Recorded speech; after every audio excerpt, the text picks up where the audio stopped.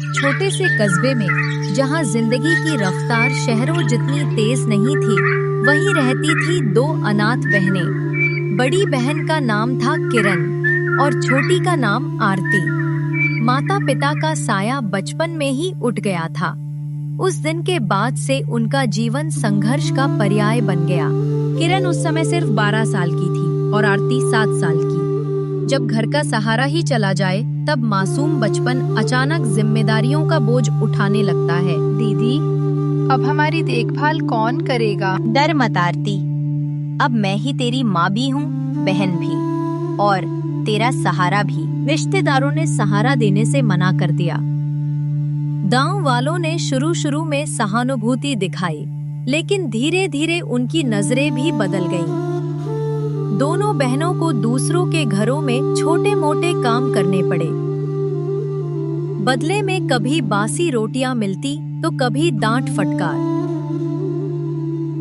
किरण ने निश्चय किया कि चाहे जैसे भी हालात हों, वो अपनी बहन को पढ़ाएगी। खुद भूखी रहकर भी उसने आरती की किताबों के लिए पैसे जुटाए। दीदी, आप इतनी मेहनत क्यों करती हो? आप भी तो पढ़ सकती थी। नहीं बहना, अब मेरी पढ़ाई का वक्त चला गया। मेरी खुशियाँ तू है, तेरी पढ़ाई है।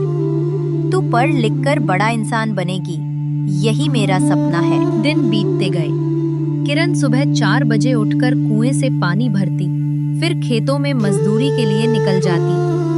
शाम तक काम करके लौटती और थकी हुई हालत में भी आरती के लिए खाना बनाती। लेकिन मुश्किलें कम न होती। एक बार स्कूल में फीस जमा करनी थी। रकम बड़ी थी। किरण ने दिन रात दुगना काम किया।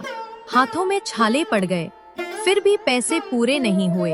आखिर उसने अपनी माँ का एकमात्र यादगार चांदी का कंगन बेच दिया, ताकि आरती की पढ़ाई रुक ना जाए। दीदी, आप सब मेरे लिए क्यों कुर्बान कर रही हो? तू मेरी उम्मीद है, मेरी सांसों की वजह।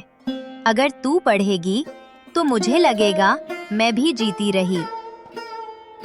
आरती ने दीदी की मेहनत और त्याग को कभी व्यर्थ नहीं जाने दिया। वह दिन रात पढ़ाई करती।